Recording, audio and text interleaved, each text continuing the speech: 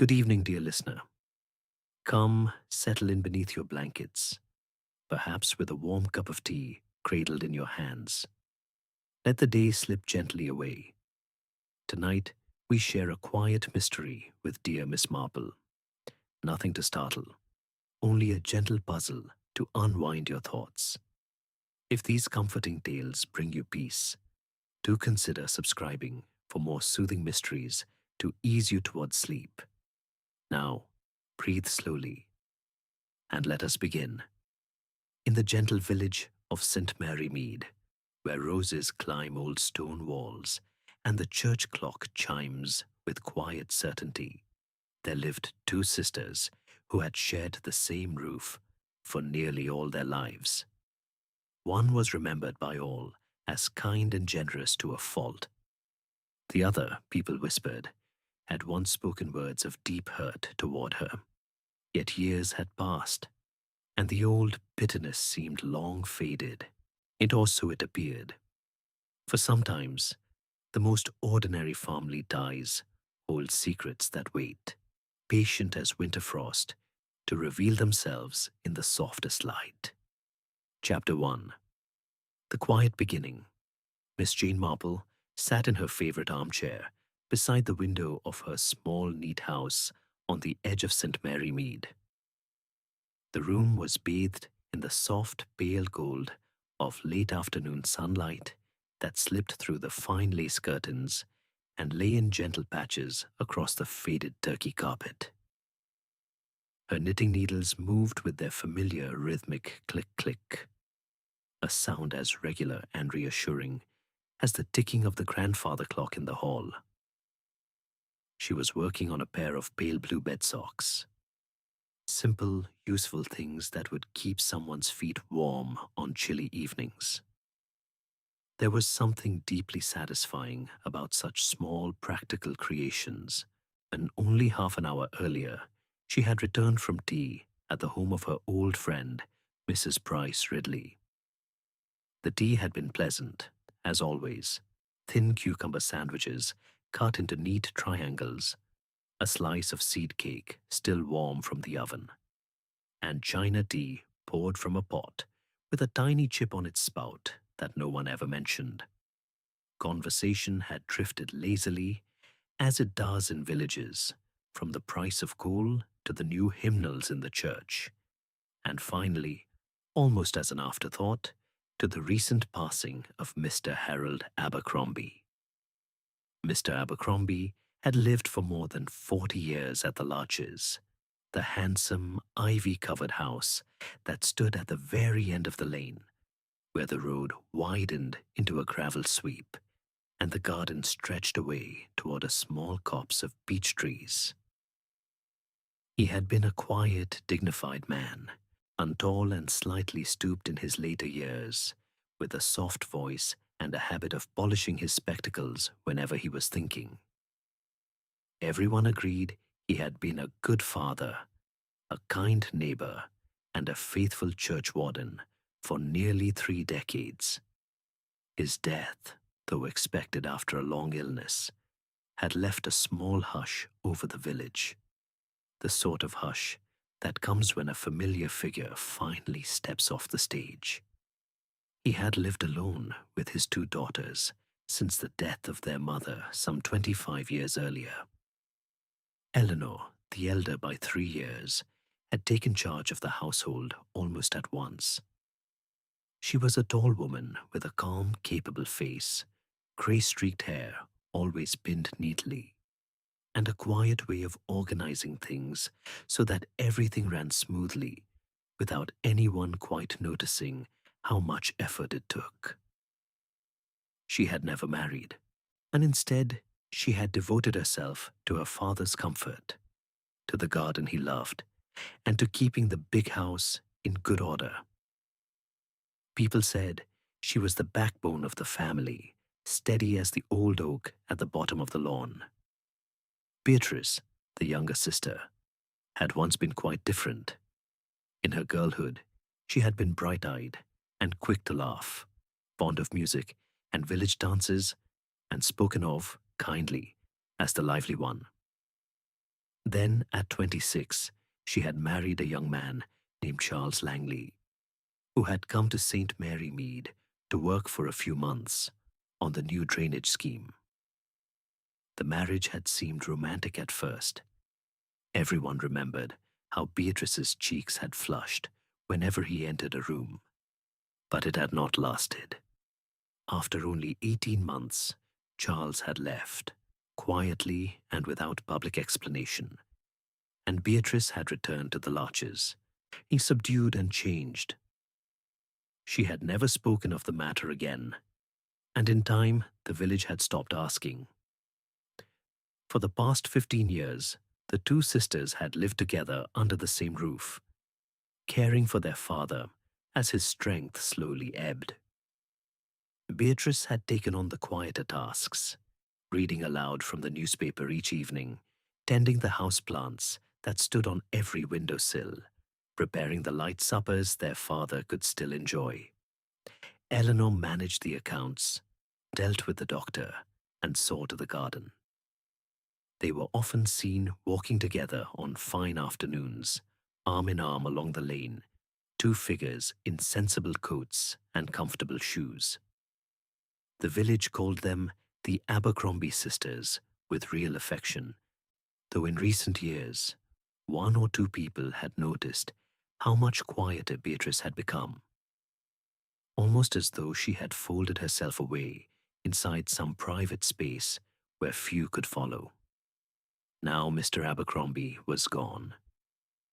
The funeral had been simple and well attended. The will had been read the following week by old Mr. Petherick, the solicitor, in the drawing room at the Larches. Everything, the house, the furniture, the modest investments that had accumulated over the years, even the collection of old botanical prints that hung in the study, had been divided equally between the two daughters.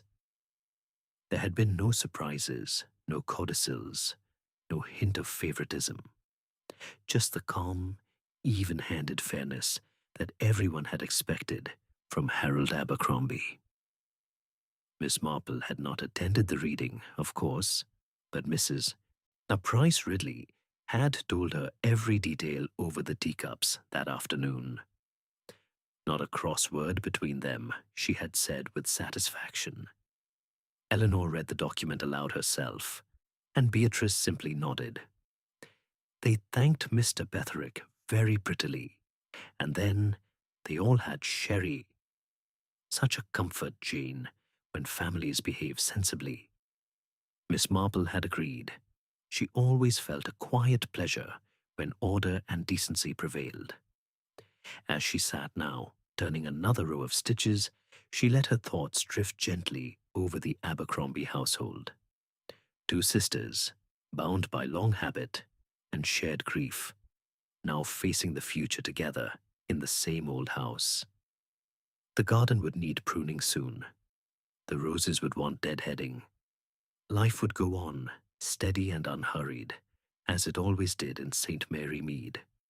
She smiled to herself, a small private smile. Such a comfort, she murmured aloud to the empty room, when families remain close. The sunlight slipped a little lower. The knitting needles continued their soft, even rhythm. Somewhere in the distance, a blackbird sang its evening song, clear and untroubled. And in that peaceful moment, nothing seemed simpler or more certain. Chapter 2. Something slightly unusual.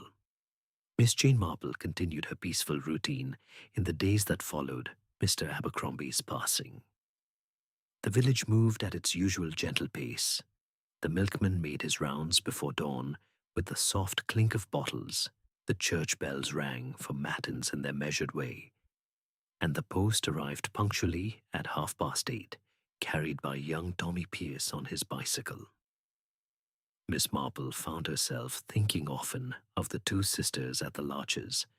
Though she did not yet know why, the thought persisted so quietly yet insistently in her mind, like a half-heard melody that returns again and again. One mild afternoon toward the end of the week, with the sky a soft pale blue and the air carrying the first faint scent of flowering currant, she decided to take her customary walk along the lane that led past the larches. She wore her second-best tweed coat, the one with the deep, useful pockets, and a pair of comfortable walking shoes that had served her well for many years. In her hand, she carried a small wicker basket, lined with a clean white cloth. Inside, wrapped carefully in damp moss to keep them fresh, were several slips of her favorite old-fashioned roses. Madame Hardy, with its creamy petals and soft fragrance, and Celsiana, with its delicate pink blooms. She had rooted them herself some months earlier in the sheltered corner by the potting shed, and now they were sturdy enough to be given away. It seemed the right, simple thing to do. A small gesture of neighborly sympathy at a time when comfort is most needed. The lane was quiet and familiar, bordered on one side by a low stone wall where ivy clung in thick green ropes, and on the other by a tall hedge of hawthorn just beginning to show the first pale buds of spring. A thrush sang from somewhere high in the branches overhead, its notes clear, liquid, and unhurried, as though it had all the time in the world. Miss Marple walked slowly, enjoying the gentle crunch of gravel beneath her shoes and the soft warmth of the sun that filtered through the new leaves. She passed the cottage where old Mrs. Sims lived, or waved to her through the window where she sat shelling peas, and continued on. As she neared the wrought iron gates of the larches, gates that had been freshly painted a soft dark green only the previous summer, she saw Beatrice sitting alone on the old wooden bench beneath the great copper beech tree. The tree was one of the quiet landmarks of the village. In spring and summer, its leaves were a rich copper red, turning to deep burnished bronze in autumn. And even in winter, its bare branches made a graceful pattern against the sky. Beatrice sat with her hands folded in her lap, a light woolen shawl around her shoulders against the slight breeze. She was gazing not toward the garden beds or the lane, but toward the house itself, her expression calm, yet somehow distant, almost watchful. Miss Marple paused for just a moment at the gate, and then pushed it open with a soft creak. Beatrice looked up. A faint smile touched her lips, polite, restrained, the sort one gives to an acquaintance rather than an intimate friend. She rose slowly, smoothing her skirt with one hand. "Good afternoon, Miss Marple." "Good afternoon, Beatrice dear. I hope I'm not intruding at an inconvenient time. I brought a few rose cuttings. Nothing very grand, you understand, but they are from my own garden, and I thought perhaps they might find a place in your borders." Beatrice's expression softened a little, the faint smile becoming warmer. "That is a very kind of you. Eleanor will be pleased. She has been talking of replanting the rose bed this year. Father always said it needed fresh stock." Before Miss Marple could hand over the basket, the front door of the house opened with a gentle click. Eleanor appeared in the doorway, wiping her hands on a white apron that was slightly dusted with flour. She looked a little flushed, as though she had been hurrying about some household task, perhaps baking or sorting linens. "Miss Marple, how nice to see you. Do come in, both of you. I've just put the kettle on for tea." Her voice was warm and welcoming, as always, but there was a faint note of haste in it, as though she had been interrupted in the middle of something important. She glanced quickly at Beatrice, only for a second, then back to Miss Marple with her usual calm smile. Miss Marple stepped through the gate and along the short path of flagstones. "I won't stay long, thank you. I only wanted to leave these and say once more how sorry I am for your loss. Your father was a good man and much loved. Eleanor nodded, taking the basket gently. He was. We miss him every day, but we're managing. Thank you again for these. They'll be lovely. Beatrice had remained standing near the bench for a moment longer, then followed them toward the house. As Miss Marple passed her on the path, their eyes met for the briefest instant. In that small moment, Miss Marple saw something flicker across Beatrice's face. Not anger, not open sorrow exactly, but something older, more patient, like the quiet endurance of someone who has waited a very long time for a word to be spoken or a wrong to be quietly righted. Inside the hall, the air smelled faintly of beeswax polish, lavender from the bowl on the side table, and the warm, comforting scent of fresh baking. The grandfather clock ticked steadily in its corner, marking the slow, even passage of time. Eleanor set the basket down carefully on the hall table. I'll put these in water straight away. They'll root nicely if we keep them damp. Beatrice stood just inside the doorway, her hands clasped loosely in front of her. She said nothing, but her eyes followed her sister's movements with that same quiet attentiveness. Would you like to stay for a cup of tea, Miss Marple? Eleanor asked, already turning toward the kitchen passage. Not today. Thank you kindly. I must be getting back. There are one or two small things waiting at home, but perhaps another day when it suits. Eleanor smiled. Of course. Any time you like. Miss Marple turned to go, then paused at the threshold. The garden is looking quite lovely already, even so early in the year. And your father would have been proud. He always said the garden was the best part of the house, Beatrice said quietly, almost to herself. Her voice was soft, carrying no emphasis, yet it seemed to linger in the still air of the hall. Eleanor glanced at her sister again, quickly, almost protectively, then back to Miss Marple. Yes, he did.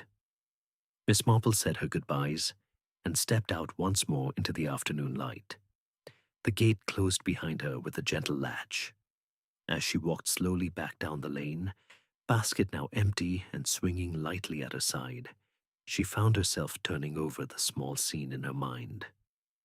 Nothing dramatic had happened. No raised voices, no sudden revelations, just a brief visit, a gift of rose cuttings, a moment's polite conversation. Yet there had been that fleeting glance between the sisters, and that subtle expression on Beatrice's face, and the way Eleanor's words had come just a fraction too quickly, as though to fill a silence that might otherwise have stretched. That evening, as she sat by her own small fire with a cup of Ovaltine and the curtains drawn against the gathering dusk, Miss Marple allowed her thoughts to drift back to the larches.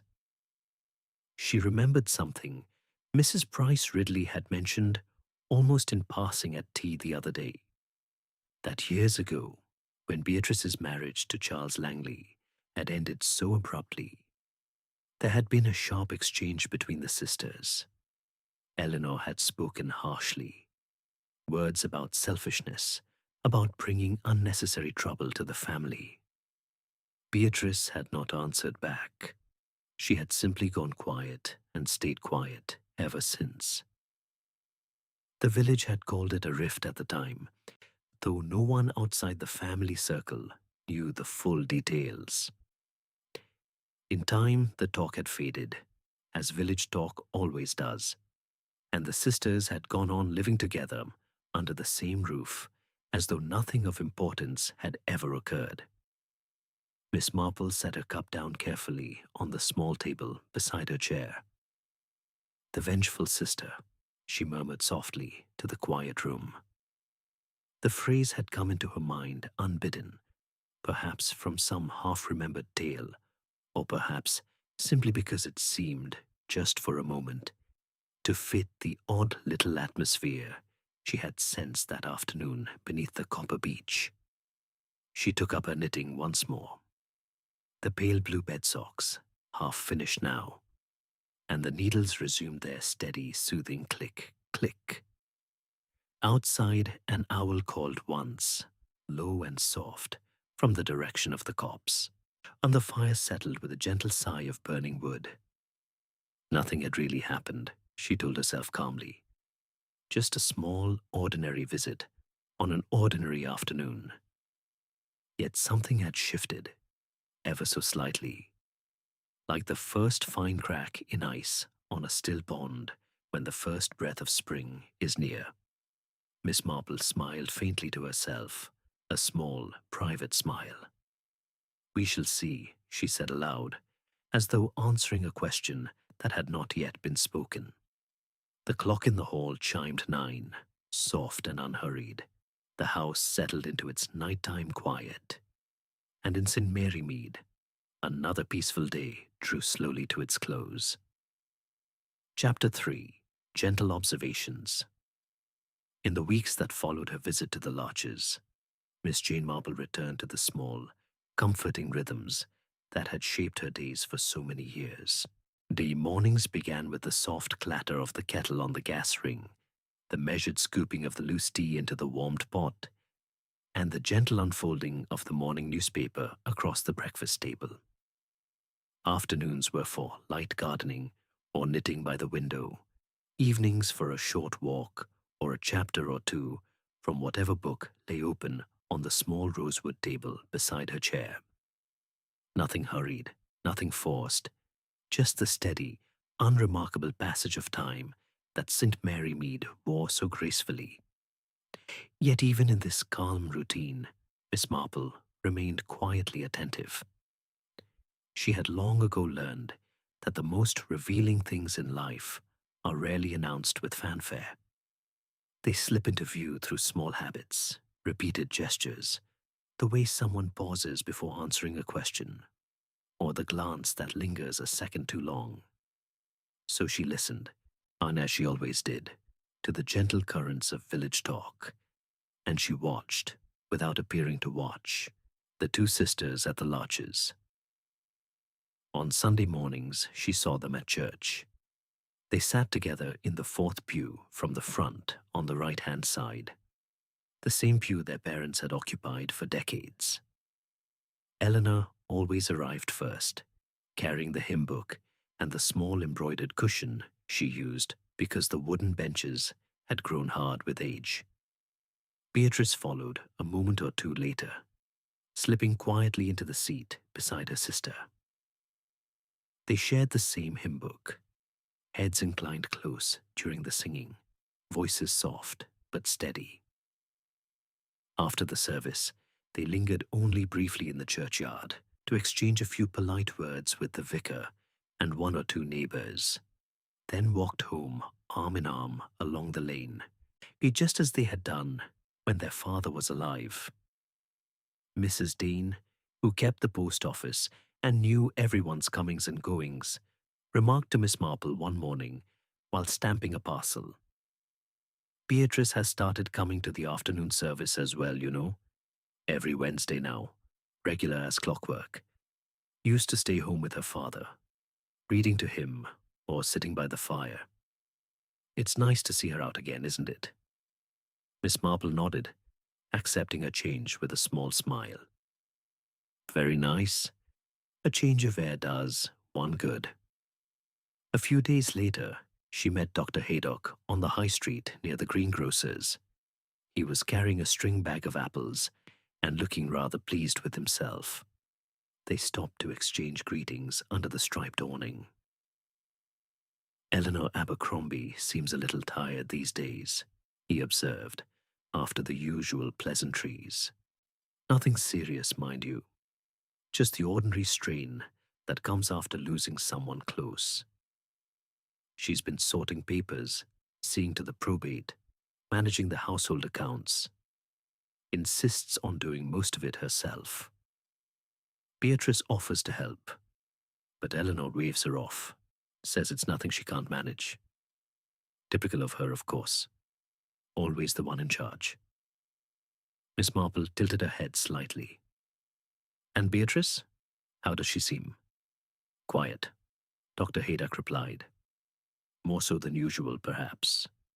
But then, she's always been the quieter of the two since that business with Langley years ago. She helps in small ways. Flowers for the church, dusting the drawing room, that sort of thing. They rub along well enough. Miss Marple thanked him and continued on her way, turning the small pieces of information over in her mind, like smooth pebbles picked up on a beach. She noticed other details in the days that followed. When she passed the larches in the late afternoon, she sometimes saw Beatrice in the garden, kneeling beside the herbaceous border with a small trowel, carefully weeding around the clumps of lavender and catmint. She worked slowly, methodically, never hurrying. Eleanor, by contrast, was more often indoors or at the back door, hanging washing on the line with brisk, efficient movements. Once Miss Marple caught sight of Eleanor standing at the upstairs window, looking down at her sister in the garden. The expression on her face was difficult to read from that distance. Concern, perhaps, or something closer to protectiveness. She watched for perhaps half a minute, then turned away and disappeared from view. At the Women's Institute meeting the following Thursday, the conversation drifted, as it often did, to local families. Mrs. Price Ridley, presiding over the tea urn with her usual brisk authority, mentioned the Abercrombies in passing. Such a sensible arrangement, she said, pouring hot water with a steady hand. Everything divided equally, no fuss, no favoritism. Harold always believed in fairness. And the girls have managed beautifully together all these years. Miss Marple, who was helping arrange the plates of biscuits, added quietly, "They do seem very close now." "Oh, they are," Mrs. Price Ridley agreed at once. "Though I do remember a time, 15 years ago or more, when there was a little coolness between them. After Beatrice's marriage ended so suddenly. Eleanor was quite sharp with her for a while, said some rather hard things in the heat of the moment, I believe. But it passed. Or families do quarrel, after all, and then they make it up. Or at least they learn to live quietly, side by side." Miss Marple nodded and passed a plate of shortbread to Mrs. Clement, the vicar's wife.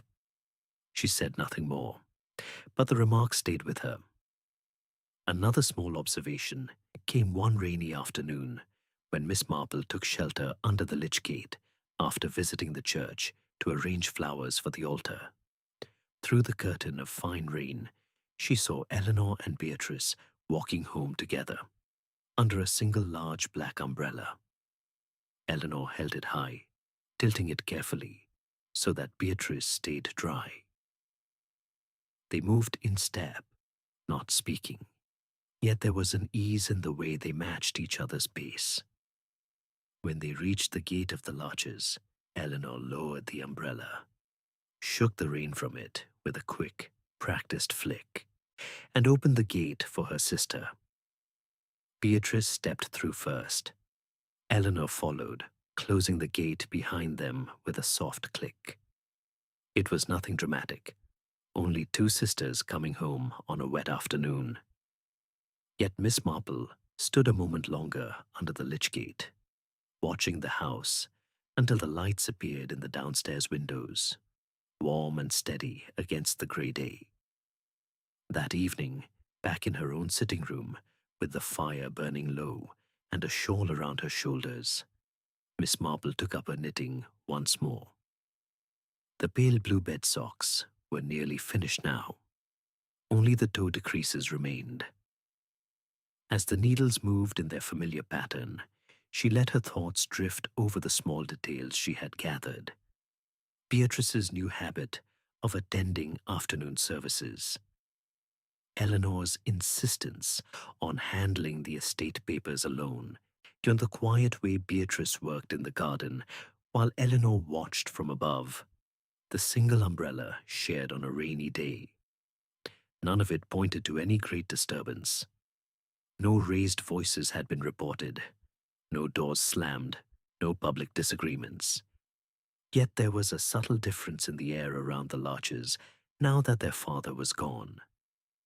A faint tension, like the slight tightening of a thread before it is noticed. Miss Marple smiled to herself, a small, gentle smile. "People are very interesting," she murmured aloud to the quiet room, "when one takes the trouble to look." Outside, the rain had stopped. A half-moon showed briefly between clouds, silvering the wet leaves of the lilac bush by the gate. The village slept under its blanket of night, peaceful and untroubled.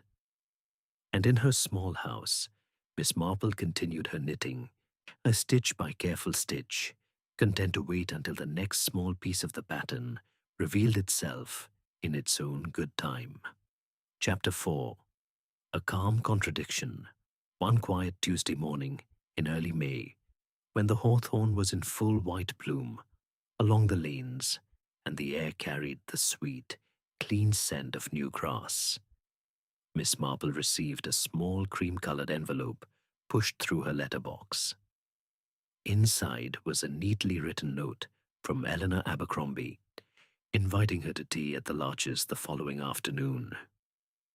Nothing formal, the note read in Eleanor's careful, rounded hand. Just ourselves, and perhaps a few scones. We should be glad of your company. Miss Marple smiled as she placed the card on the mantelpiece beside the small china clock. It was the first time either sister had extended such an invitation since their father's passing. She accepted with a short, polite reply, delivered by hand that same afternoon, and spent the next day in gentle anticipation, not of drama, for she expected none, but of the small, telling details that so often reveal themselves when one sits quietly in another's home. The following afternoon, she set out just after 3 o'clock, wearing her best grey wool dress, with the cameo brooch at the neck, and carrying a small posy of early sweet peas from her own garden, tied with a length of pale ribbon. The walk was pleasant. The sun was warm but not hot, and a light breeze stirred the new leaves, so they whispered against one another. She arrived at the Larches a few minutes early, and found the front door already standing slightly ajar, as though in welcome. Eleanor met her in the hall. She looked composed as always, though Miss Marple noticed faint shadows beneath her eyes and a slight tightness around the mouth that had not been there before. "Miss Marple, do come through. We're in the drawing room today. The fire is lit, and it's still a little cool in the afternoons." The drawing room was as familiar and comforting as ever. Tall windows letting in soft light, chintz-covered armchairs arranged around the hearth, a low table already laid with a white cloth, a plate of scones still warm under a napkin, strawberry jam in a cut-glass dish, and a small sponge cake dusted with icing sugar. Beatrice was seated near the window in one of the upright chairs, her hands folded in her lap over a piece of fine crochet work. She rose when Miss Marple entered, offering the same faint, polite smile she had given on the garden bench weeks earlier. "Good afternoon, Beatrice dear," Miss Marple said gently, "and thank you both for asking me. These sweet peas are for you, nothing grand, but they smell so sweetly this time of year." Eleanor took the flowers with a murmur of thanks and placed them at once in a low vase on the side table. "They're lovely. Father always said sweet peas were the scent of early summer." They settled into their chairs. Eleanor poured tea from the silver pot. China cups, milk first for Miss Marple, as she preferred, 1 sugar, and passed the scones. Conversation began in the usual way.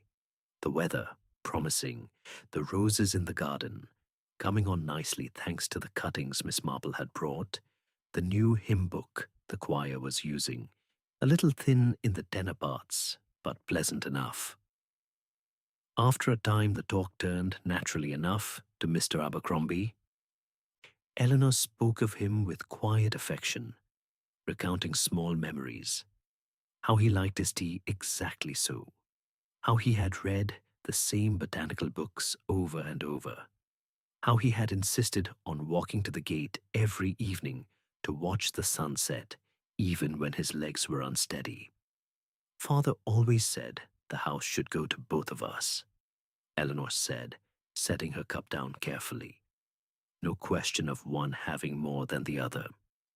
He was very clear about that in the will. Equal shares, everything shared. He wanted no favoritism, no cause for disagreement.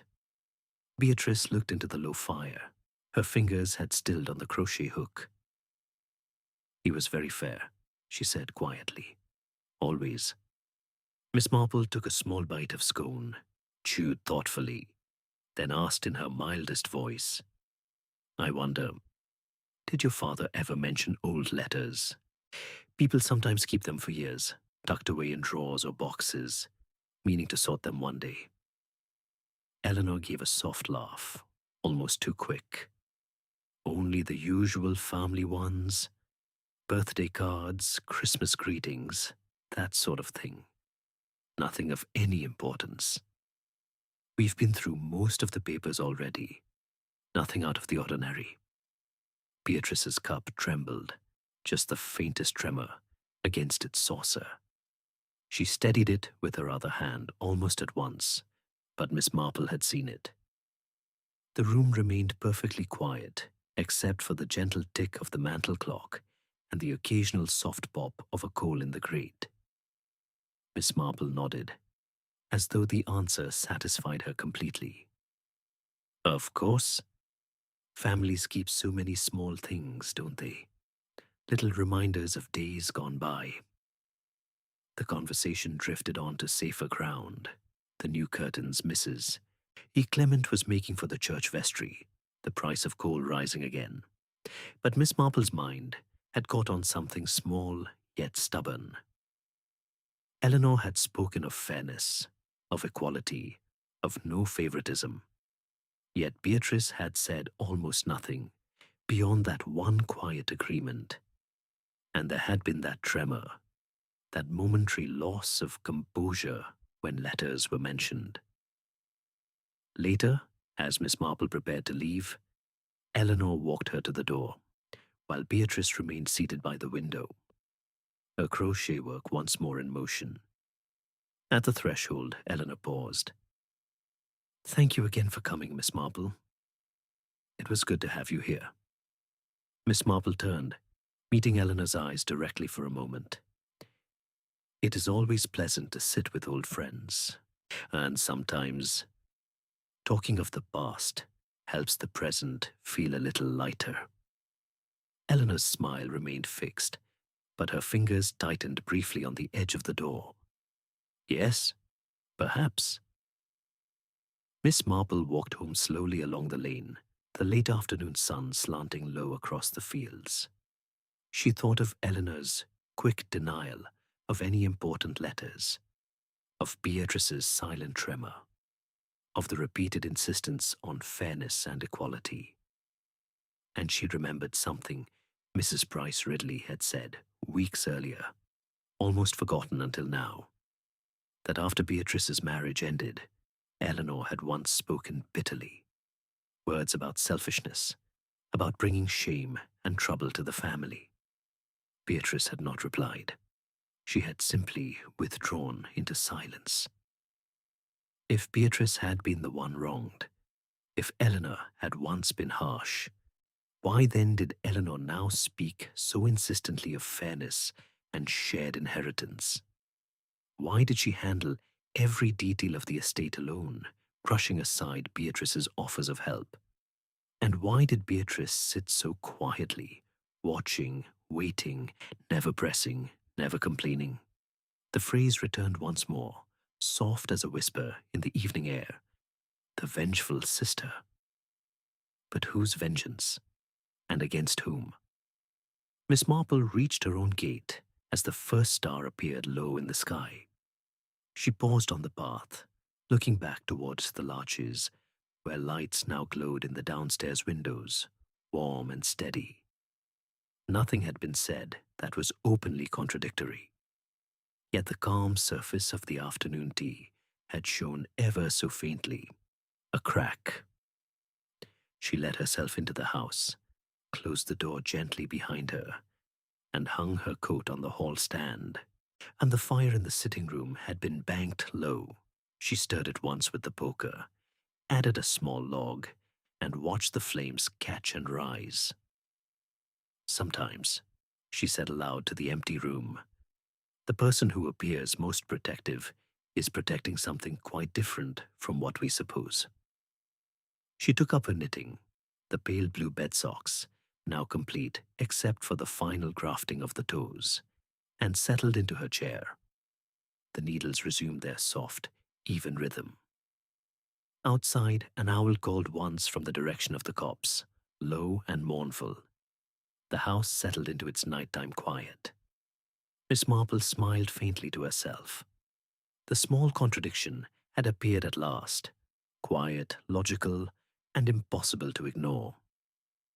Now she had only to wait, patiently, for the next piece to show itself in its own good time.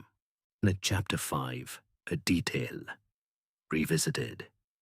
Some days after the tea at the Larches, the weather turned soft and showery, the kind of gentle rain that makes the garden smell of wet earth and green leaves rather than mud.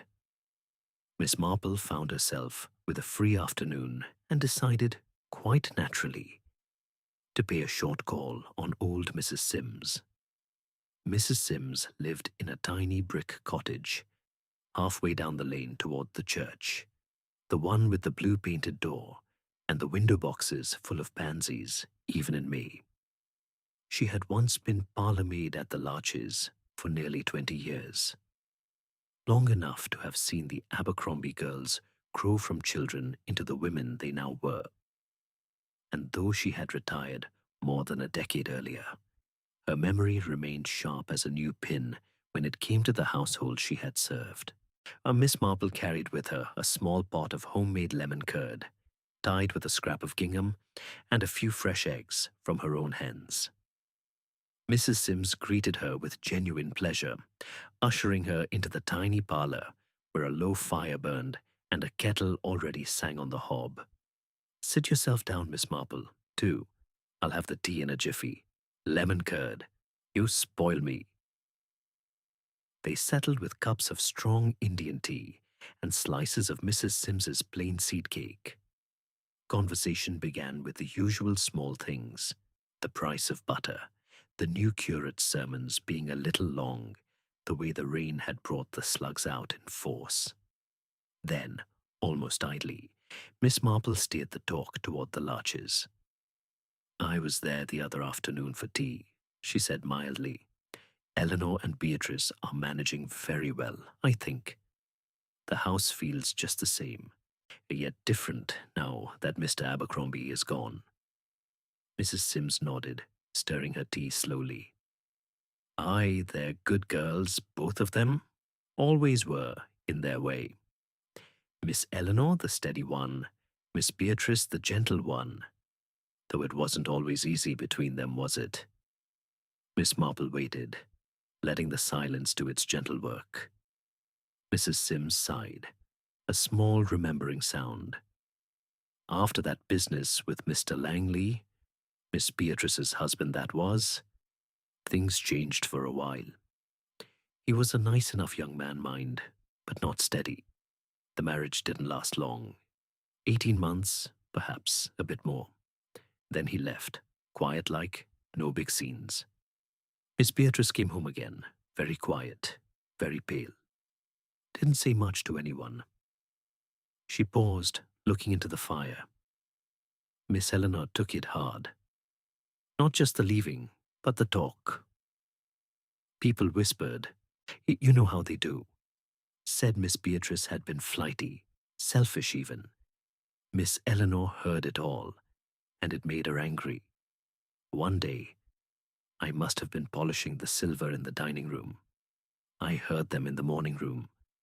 Miss Eleanor speaking sharp, sharper than I'd ever heard her. Said things like, You've brought trouble on us all, and you think only of yourself. Words like that. Miss Beatrice never answered back, just stood there, white as a sheet. After that, she went quiet for a long time. Never spoke of Mr. Langley again. Never spoke much at all for months. Miss Marple set her cup down carefully. And the letter? She asked, very softly. Mrs. Sims looked up, surprised for a moment, then nodded as though the question had been waiting all these years to be asked. There was a letter. Yes. From Mr. Langley. It came about 6 months after he left. Addressed to Miss Eleanor, not to Miss Beatrice. I took it in on the tray with the Morning Post. Miss Eleanor read it right there at the breakfast table, while Miss Beatrice was still upstairs. I saw her face change, go hard, then soft, then hard again. She folded it up, put it in her pocket, and said nothing. Later that day, I found the ashes in the crate in the morning room. Just a few scraps left, but I recognized Mr. Langley's handwriting on one piece before it crumbled. She'd burned it. Miss Marple remained quite still. Did she ever tell her sister it had come? Not that I ever knew, and Miss Beatrice never asked. Perhaps she guessed. Perhaps she didn't want to know. But after that, Miss Eleanor was kinder again. Almost too kind, if you take my meaning. Took over everything. It looked after her sister like she was made of glass. And Miss Beatrice let her. They've lived like that ever since. Close, but with something unspoken between them. Miss Marple looked down at her hands for a moment, then up again. People sometimes think they are protecting someone by keeping silent, but silence can weigh heavier than words. Mrs. Sims gave a small nod. Aye, and now their father's gone, perhaps that weight is shifting. Miss Marple thanked Mrs. Sims for the tea and the talk, left the lemon curd and eggs on the table, and walked home through the light rain. The lane smelled of damp hawthorn and wet grass. She thought of the letter. Never delivered, never read by the person it was meant for. She thought of Eleanor's quick denial at tea when letters were mentioned, of Beatrice's faint tremor, and of the way Eleanor had always spoken of fairness while quietly controlling every detail of the estate. The phrase, the vengeful sister, returned once more, but now it wore a different shape.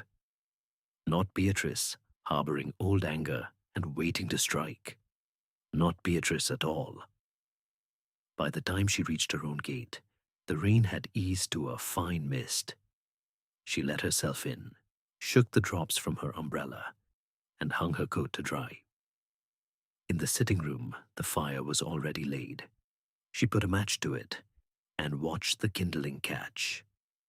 Then she sat in her usual chair, took up the piece of knitting she had left on the arm, a soft grey shawl now taking shape, and let the needles move in their slow, comforting rhythm.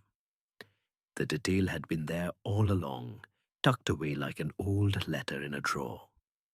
The vengeful sister had never been the one who left, or the one who came home broken.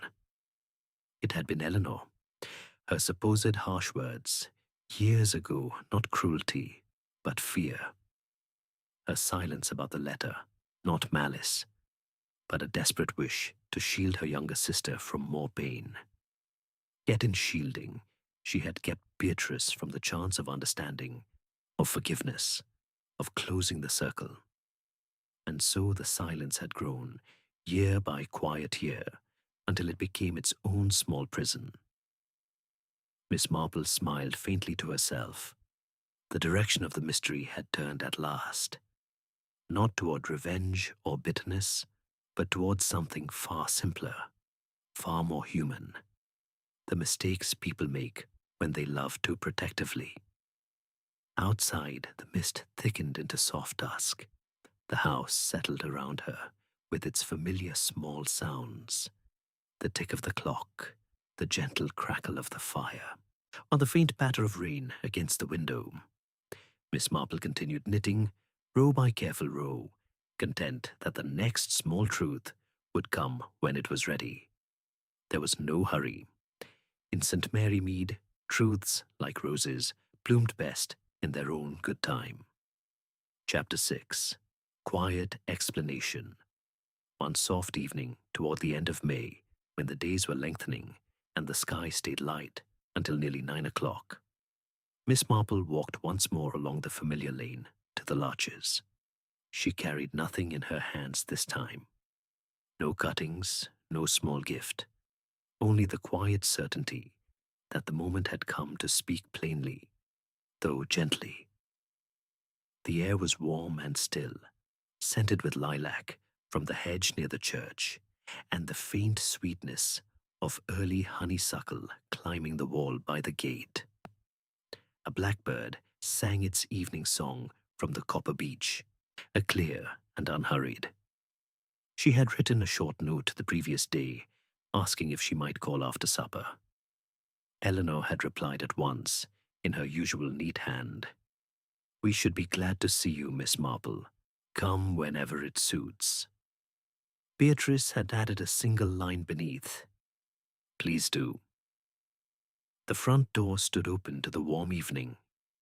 Eleanor met her in the hall, looking a little pale but composed. Beatrice was already in the drawing room, seated near the open window, where the last of the daylight fell across her lap. A small fire burned low in the grate, not for warmth, but for the gentle comfort of its light and soft crackle. "Do sit down, Miss Marple," Eleanor said, indicating the armchair she had drawn up near the sisters. "We've had tea, but there's still some cake left if you'd like a slice, or perhaps just a cup of something warm." "Thank you, dear, but I've had my supper. I only wanted a quiet word with you both, if you'll allow it." Eleanor hesitated for the briefest moment, then nodded. She took the chair opposite, folding her hands in her lap. Beatrice remained by the window, her face half in shadow, half in the fading gold of the evening. Miss Marple spoke in her usual mild, unhurried voice, the one she used when explaining a piece of knitting or the best way to root a cutting. "I have been thinking a great deal about your dear father, and about sisters," she began. "Sometimes love can look very like anger, when it is only fear wearing a different face. And sometimes silence can seem like indifference when it is only waiting." She turned first to Eleanor. "You were always the strong one, Eleanor. From the time your mother died, you took charge. You managed the house. You cared for your father. You kept everything steady when the world felt unsteady. When Beatrice married Mr. Langley, you were afraid for her. You saw him as unsteady, perhaps unreliable. When the marriage ended so quickly and he left, you were angry, not only at him, but at the pain it brought your sister. You spoke sharp words to her then, words about selfishness, about bringing trouble. You didn't mean cruelty. You meant to protect her from more hurt. But those words stayed." Eleanor looked down at her hands. Her fingers tightened slightly, then relaxed again. "And then the letter came," Miss Marple continued gently. "From Mr. Langley, addressed to you. You read it. It asked you to speak to your sister, to ask her forgiveness, to tell her he had been wrong. Oh, but you thought, quite sincerely that showing it to Beatrice would only reopen the wound, so you burned it. You decided it was kinder to keep silent, and in that silence, you took on more and more of the burdens, managing the house, the papers after your father's death, everything, so that Beatrice would not have to face any more difficulty. Eleanor's eyes filled, though no tears fell. She gave the smallest nod. Miss Marple turned to Beatrice. And you, my dear, felt the hurt of those unspoken words. You heard your sister's anger years ago and believed it was deserved. You never answered back. You never pressed for explanations. You simply waited. Not for revenge, never that, but for understanding. For the day when the silence might lift and you could be sisters again, without the shadow of old pain between you. And that is why you have grown quieter over the years, not from bitterness, but from patience. Beatrice looked up then. Her eyes were steady, though bright with unshed tears. I never wanted the house more than her, she said softly. I only wanted to know she still loved me, after everything. Miss Marple nodded. Your father knew. In his last weeks, when he could no longer speak much, he asked me to come and sit with him one afternoon while you were both out. He was very weak, but very clear. He said, Tell them, Jean, when the time comes, that the vengeful sister was never vengeful at all. She was only waiting for forgiveness. He meant you, Beatrice, but he also meant Eleanor. Both of you had carried a burden you did not name. The room grew very still. The fire settled with a gentle sigh. Outside, and the blackbird finished its song and flew away into the deepening dusk. Eleanor reached across the small space between the chairs. Her hand trembled only a little as she took Beatrice's. Beatrice closed her fingers around her sister's without hesitation. I burned the letter because I was afraid, Eleanor whispered. Afraid you would hope again and be hurt again. I thought I was protecting you. I was wrong. Beatrice shook her head slowly. I knew it had come. I saw the ashes. I never asked, because I thought if you kept it from me, perhaps I deserved it. Miss Marple spoke once more, her voice as calm as ever. Love makes us do strange things sometimes. We think we are shielding someone when we are only building walls. But walls can come down quietly when the time is right. And your father left everything equal because he trusted you both to find your way back to each other. And now you have. Neither sister spoke for a long moment. Then Eleanor lifted her head. Thank you, Miss Marple, she said simply, for seeing what we could not. Beatrice added, even more quietly, for speaking it. Miss Marple rose. There is nothing more to say tonight. You will find your own words in the days to come, and they will be the right ones. She let herself out into the soft evening.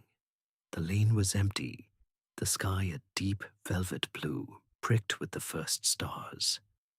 As she walked home, she heard the faint sound of the drawing-room window being closed behind her, and then, very softly, the murmur of two voices speaking together in the quiet house.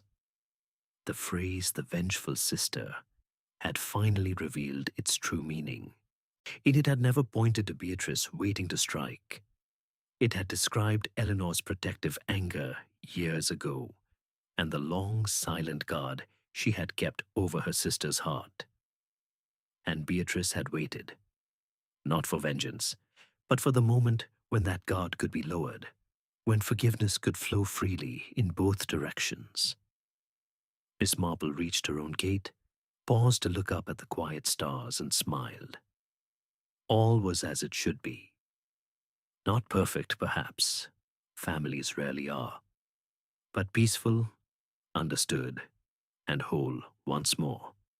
Chapter 7. Peaceful Resolution. In the weeks and months that followed that quiet evening in the drawing room at the Larches, the village of St. Mary Mead noticed a subtle but unmistakable change.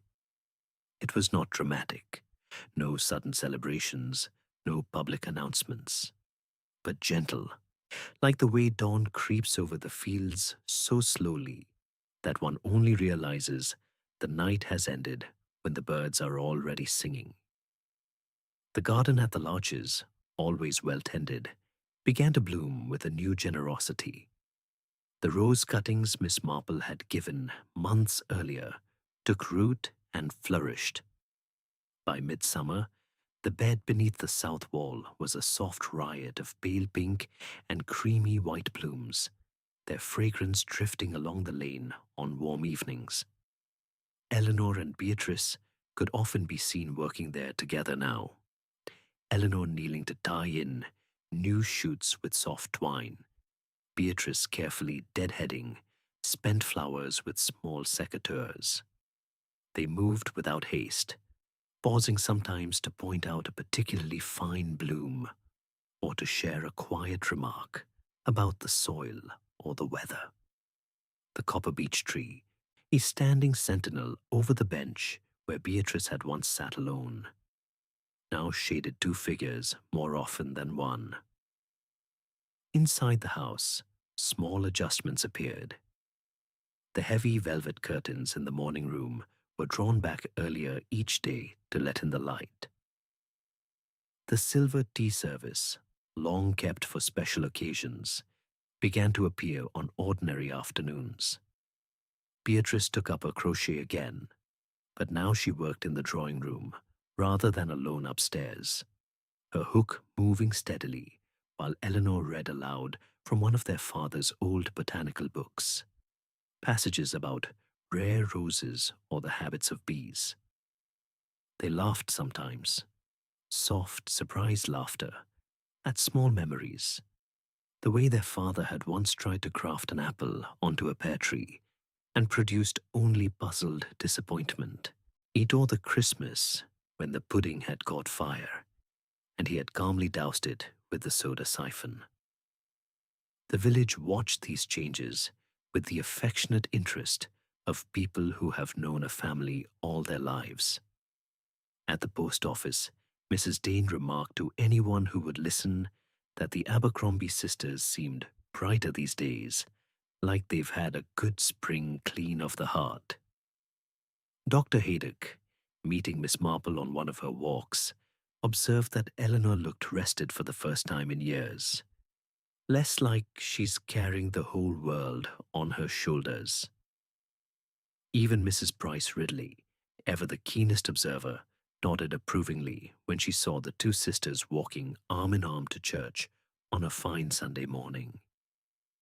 Families do sort themselves out in the end, she said with satisfaction, or if they're given time and a little understanding. Miss Marple continued her own quiet routine, knitting by the window, tending her garden, listening to the small stories of village life. But she passed the Larches more often now, and each time she saw the same peaceful scene, two sisters sharing a bench, or pruning shears, or simply sitting in companionable silence as the sun moved across the lawn. She did not call again uninvited. There was no need. The truth had been spoken once, gently and completely, and now it was doing its own slow healing work. One late summer afternoon, as the light turned golden and the shadows lengthened under the beech trees, Miss Marple took her usual walk along the lane. She carried no basket this time, only the pleasure of the warm air and the soft crunch of gravel beneath her shoes. Nor as she neared the Larches, she saw Eleanor and Beatrice, both seated on the old bench beneath the copper beech. They were not working. They were simply sitting, heads close together, talking in low voices. Beatrice's hand rested lightly on her sister's arm. Eleanor's face, usually so composed, wore a soft, unguarded smile. They looked up as Miss Marple approached the gate. Eleanor raised a hand in greeting. Beatrice's smile widened just a fraction. "Good afternoon, Miss Marple," Eleanor called softly. "Won't you come in for a moment? We've just made lemonade. Very cold, very refreshing." Miss Marple hesitated only long enough to be polite, then stepped through the gate. "Just for a moment. Thank you." They sat together under the tree, 3 chairs now arranged in a small semicircle.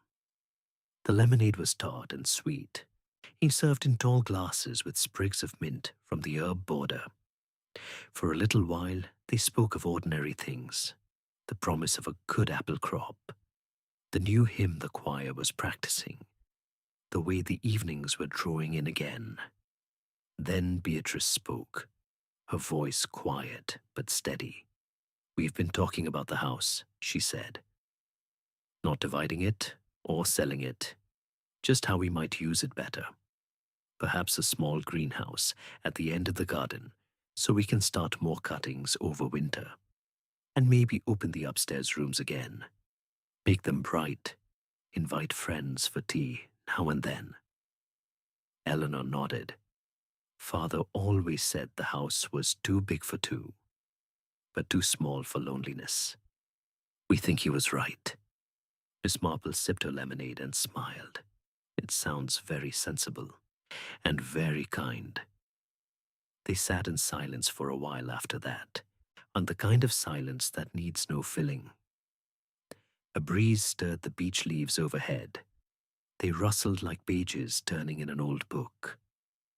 Somewhere in the distance, the church clock struck the half-hour, its notes clear and unhurried across the fields.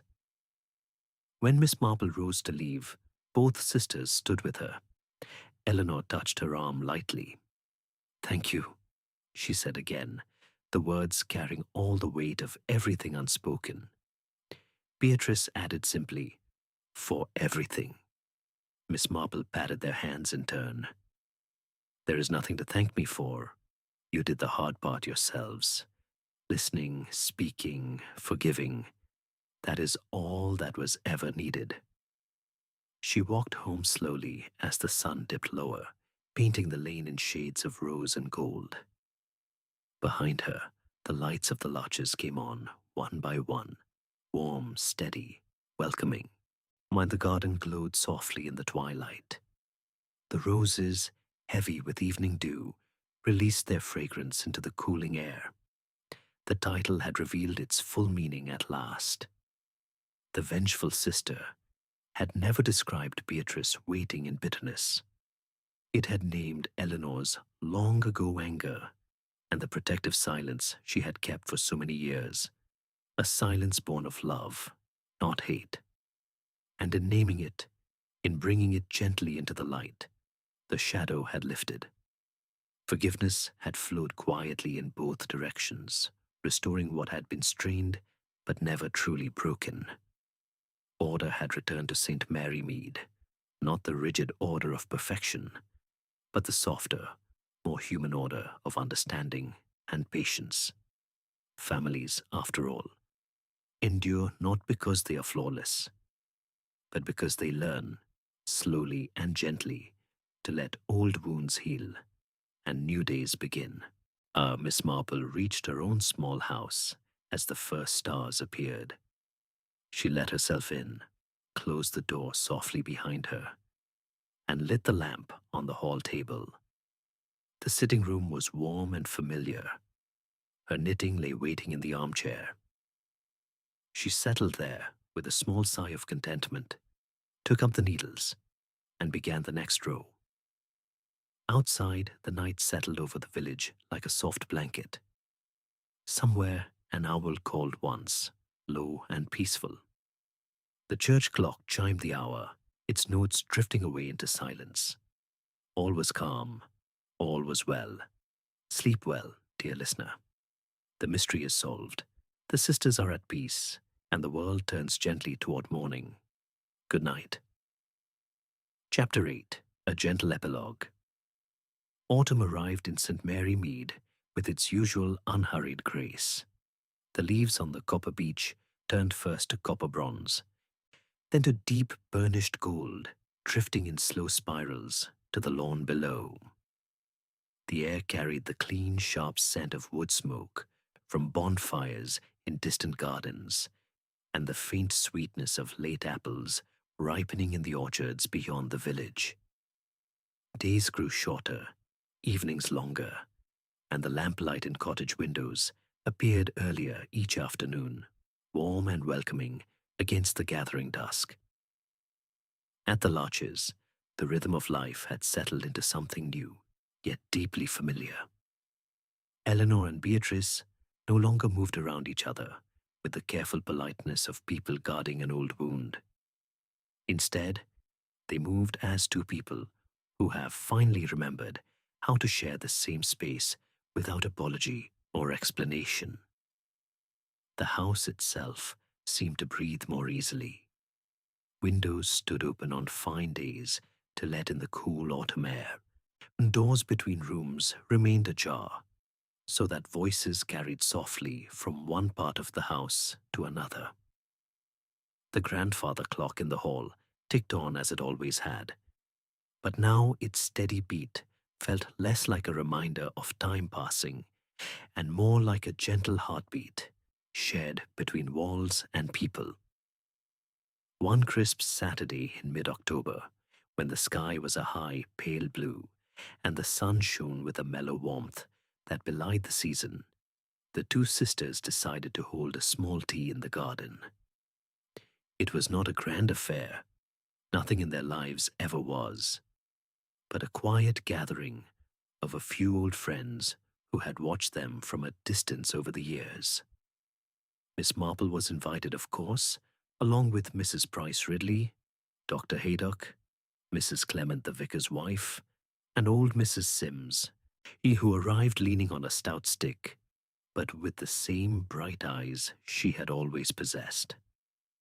They set a long table beneath the copper beech, its branches now a canopy of gold and rust. A white cloth covered the trestle.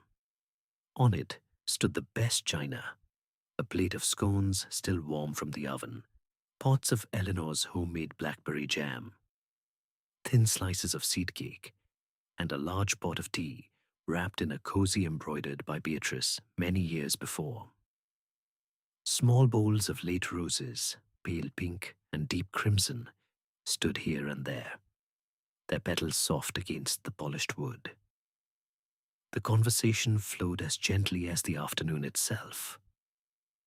They spoke of the garden first, how well the new rose cuttings had settled, how the greenhouse they had begun building at the far end of the lawn would be finished before the first frost.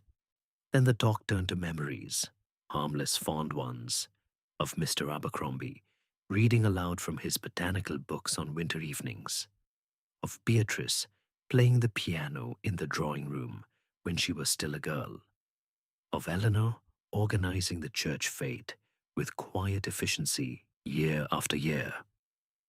At one point, Mrs. Price Ridley leaned forward, teacup in hand, and said with her usual directness, "You two look happier than I've seen you in years. It does one's heart good." Eleanor smiled, a real smile, not the careful one she had worn for so long. "We've had time to talk properly," she said simply, "and time to listen." Beatrice added almost shyly, "We found some old letters in Father's desk last month. Nothing dramatic, just notes he wrote to himself, reminders of things he wanted to tell us. One said, 'Tell them both they are loved.' It always." We read it together. It helped. Miss Marple, seated at the end of the table where she could see both sisters clearly, nodded without speaking. She had suspected something of the kind might happen. Harold Abercrombie had been a man of few words but many quiet thoughts. It was like him to leave such a message behind, tucked away where it would be found only when the moment was right. As the sun began to slip lower, casting long shadows across the lawn, the guests drifted away one by one. Mrs. Sims first, then Dr. Haydock, then the others. each leaving with a small jar of jam or a cutting wrapped in damp paper, and each pausing to say how glad they were to see the sisters so content. When only Miss Marple remained, Eleanor and Beatrice walked her to the gate. The copper beech leaves rustled overhead. A few drifted down and settled on the path like golden coins. "Thank you for coming today," Eleanor said, "and for everything before." Beatrice touched Miss Marple's sleeve lightly. "We wouldn't have found our way back without you." Miss Marple shook her head gently. "You found your own way. I only sat quietly and watched until the moment came to speak. That is all an old woman can do." They stood together a moment longer, the three of them framed by the wrought iron gate and the glowing autumn light. Then Miss Marple stepped through, turned once to wave, and walked slowly down the lane toward her own small house. Behind her, the lights of the larches came on, first the drawing-room window, then the hall, then the upstairs landing, as though the house itself were settling in for the evening. The garden lay peaceful under the fading sky, and the new greenhouse gleamed faintly at the far end, a promise of spring already taking shape. Miss Marple reached her gate as the first star appeared low above the church tower. She let herself in, closed the door softly, and lit the lamp beside her chair. The fire was already laid. She put a match to it and watched the flames catch and rise. On the small table lay her knitting, a new pair of bed socks, this time in soft heather purple for herself. She took up the needles, settled back, and began the next row with the same steady rhythm she had used for so many years. Outside, the village grew quiet. An owl called once from the copse. The church clock chimed the hour, its notes floating away into the cool night air. The mystery of the vengeful sister had long since dissolved, not into drama or revelation, but into the ordinary, the everyday grace of two people choosing understanding over silence, forgiveness over distance. The title, once puzzling, now felt like an old photograph finally placed in its proper album, clear, complete, and gently put away. Miss Marple smiled to herself as the fire crackled and the knitting grew beneath her fingers. All was peaceful. All was as it should be. And in St. Mary Mead, that was enough. Sleep well, dear listener. The story is finished, the sisters are at rest, and the night is kind. Good night. Chapter 9. The Last Rose. Winter came to St. Mary Mead with its customary quiet dignity. Snow fell in light, drifting flakes during the first week of December, dusting the rooftops and outlining every branch of the copper beech in delicate white. The lanes grew hushed, footsteps sounded softer on the frozen ground, and the church bells rang with a clearer, more crystalline note in the cold air. Fires burned steadily in cottage hearths, sending thin threads of smoke upward into the pale sky, and the village settled into the slow, inward rhythm that winter always brings. At the larches, the greenhouse, finished just before the first frost, stood small and proud at the far end of the garden, its glass panes fogged with warmth from the paraffin heater inside. Eleanor and Beatrice spent many mornings there now, sowing seeds of sweet peas and tending the young rose plants they had struck from cuttings the previous summer. The scent of damp earth and green growth filled the little structure, a gentle promise that spring would return, as it always did. One grey afternoon in late January, when the light was thin and the day felt short even at noon, Miss Marple received a small parcel wrapped in brown paper and tied with string. It arrived by the hand of young Tommy Pierce, who pedaled up to a gate with cheeks pink from the cold and a cheerful from the Abercrombie ladies, Miss. Inside the parcel lay a single rose, perfectly preserved by some careful drying process, a bloom of softest cream, edged with the faintest blush of pink. With it came a short note in Beatrice's neat, sloping hand. Dear Miss Marple, this is the first flower from the new Madame Hardy we rooted from your gift last spring. It opened yesterday in the greenhouse. We thought of you at once. Eleanor has pressed it for you so it will keep its shape. We hope it brings a little warmth on these cold days. With our thanks and affection, are Beatrice and Eleanor. Miss Marple carried the rose to her sitting room window and laid it carefully on the small table beside her chair. The petals were still soft to the touch, the fragrance faint but unmistakable, sweet, old-fashioned, comforting.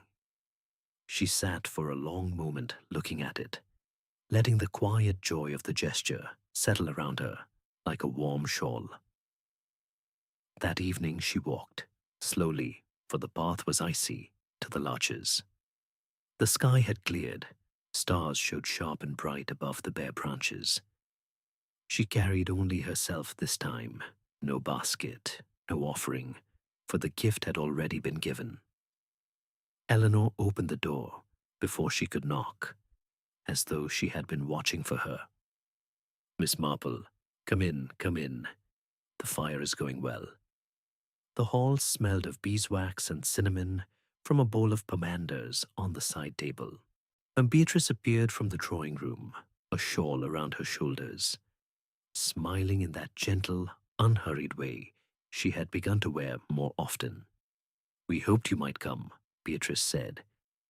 We saw the light in your window go out, and thought perhaps. They led her to the drawing room. The fire burned bright. Beside it stood the small table where they took their evening cocoa. 3 cups waited already, steam curling softly upward. They sat together, the 3 of them, in the circle of lamplight. Conversation began quietly, about the snowdrops already pushing through in the shrubbery, about the way the greenhouse had saved the tender plants from the frost, about a letter Beatrice had received from a cousin in Devon asking after them both. Then Eleanor spoke, her voice low and steady. We've decided something, she said. About the house. Not a big change, nothing sudden. But we thought you should know first. Miss Marple waited, her hands folded in her lap. We're going to keep the larches just as it is, Eleanor continued. No dividing, no selling, but we'll open it a little more, to friends, to the village. Small teas, perhaps a reading group in the winter months. Beatrice has started playing the piano again in the evenings. Not for anyone else, just because she wants to. And I've begun sorting Father's books properly, making a little catalogue so others can borrow them if they like. Beatrice added softly. We talked about it for weeks. We realized the house was never meant to hold only 2 people and their silences. Father always said it had room for more voices. Miss Marple nodded slowly. Your father would be very pleased. They sat in silence after that, on the kind that feels full rather than empty. The fire crackled. The clock in the hall ticked its steady measure. Outside, snow began to fall again. Soft, silent flakes that would cover the garden by morning. When Miss Marple rose to leave, both sisters walked her to the door. Eleanor pressed a small jar of blackberry jam into her hands, from last summer's picking, and Beatrice slipped a sprig of lavender into the pocket of her coat. Thank you, Eleanor said once more, the words carrying everything they had never needed to say aloud. Beatrice simply took Miss Marple's hand for a moment, then let it go. Miss Marple stepped out into the night. The path home was silver under the starlight and new snow. She walked carefully, feeling the cold air on her cheeks and the warmth of the little gifts in her pockets. Behind her, mind the lights of the larches stayed on. Drawing room, hall, the faint glow from the upstairs landing, as though the house itself were keeping watch over the lane. The copper beech stood dark against the sky, its branches heavy with snow, waiting patiently for another spring. Miss Marple reached her own gate, paused to look back once at the distant, steady lights, and smiled. The last rose had bloomed, not in the garden, but in the quiet understanding between two sisters who had finally learned to let the past rest and the present open like a flower in its own time. The title, The Vengeful Sister, had long since faded into memory, replaced by something simpler and truer. Two sisters, at peace. She let herself into her small house, closed the door against the cold, and lit the lamp. The preserved rose waited on the table, still perfect, and she placed it beside her knitting basket, took up the needles, and began the next row. Outside, the snow fell softly, covering St. Mary Mead in silence and white. All was calm, all was complete. Sleep well, dear listener. The garden sleeps, the sisters rest, and the story has come gently to its end. Good night. Chapter 10. Times Soft. Turning spring returned to St. Mary Mead, as it always did, slowly, almost shyly, as though unsure whether the world still remembered how to welcome it. The snowdrops that had pushed through in January gave way to daffodils in March, then to the first pale green leaves on the copper beech in April. By early May, the garden at the Larches was once again alive with color. Tulips in orderly rows near the greenhouse, forget-me-nots spilling over the edges of borders, and the roses. Oh, and the roses opening one by one in soft pinks and creams and the deepest velvety reds. Miss Marple, now moving a little more carefully on damp mornings, still took her daily walk along the lane. Her coat was lighter, her hat trimmed with a small bunch of violets she had picked from her own garden. She no longer carried baskets of cuttings. Instead, she carried only the pleasure of seeing how the world continued its gentle turning. One bright morning in late May, when the sky was the color of washed china and the air smelled of warm earth and new grass, she found Eleanor and Beatrice at the gate of the Larches. They were not waiting for her. They were simply standing together, looking down the lane as though expecting someone. When they saw Miss Marple approaching, and their faces lit with the same quiet welcome they had worn since the previous autumn. "Miss Marple," Eleanor called softly, "we were hoping you might pass this way today." Beatrice held out a small posy, 3 perfect Madame Hardy roses, still dewed from the morning, tied with a narrow ribbon, the color of sky. "For you," Beatrice said. "The second flush is coming already. We thought perhaps you would like to see the garden properly. It's different now." Miss Marple accepted the flowers with a small bow of her head. "I should like that very much." They walked together along the flagstone path, past the herbaceous border where lavender was already sending up silvery spikes, past the new greenhouse where the tomato plants stood tall and green under glass, and into the rose garden itself, and the bed Miss Marple had helped begin with her cuttings now stretched in a gentle curve along the south wall, every bush healthy and laden. A wooden bench had been placed at the center, newly painted white, with cushions and soft faded chintz. They sat, the 3 of them, in the warm sunshine. Bees moved lazily among the blooms. A blackbird sang from the copper beech. The distant chime of the church clock carried across the fields like a memory. Eleanor spoke first, her voice low and thoughtful. "We've had visitors," she said. "Not many, but enough. Mrs. Clement brought her reading group here twice last month. They sat in the drawing room with father's books and talked for hours. And young Mrs. Dane, the postmistress's daughter, asked if she might bring her little girl to see the roses. We said yes, of course. And the child picked one flower, very carefully, and took it home to press. Beatrice smiled. She called it the magic garden. I think we both liked that." Miss Marple looked at the roses, then at the sisters beside her. "And you?" she asked gently. "How do you find it? The opening of doors?" Eleanor considered for a moment. At first it felt strange, as though we were giving something away that had always been private. But then, it felt right. The house is happier when there are voices in it besides our own. And we are happier too. Beatrice added, almost in a whisper, "I play the piano most evenings now. Not well, perhaps, but it doesn't matter. Eleanor sits and listens. Sometimes she reads aloud while I play. It's companionable." They fell silent again, letting the garden speak for them. The rustle of leaves, the hum of insects, and the soft sigh of breeze through the beach. After a time, Miss Marple rose, smoothing her skirt. "I must be getting back," she said. "But thank you.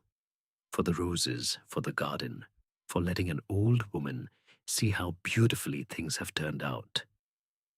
Eleanor stood too. "You'll come again? Whenever you like. The gate is always open now." Beatrice pressed the posy more firmly into Miss Marple's hands. "And bring your knitting, if you want. We have plenty of quiet corners." Miss Marple smiled, her small private smile that carried so much understanding. "I shall," she promised. She walked home slowly, the 3 roses cradled against her coat. The lane was dappled with sunlight, filtering through new leaves. A thrush sang from a hawthorn hedge. The world felt light and certain.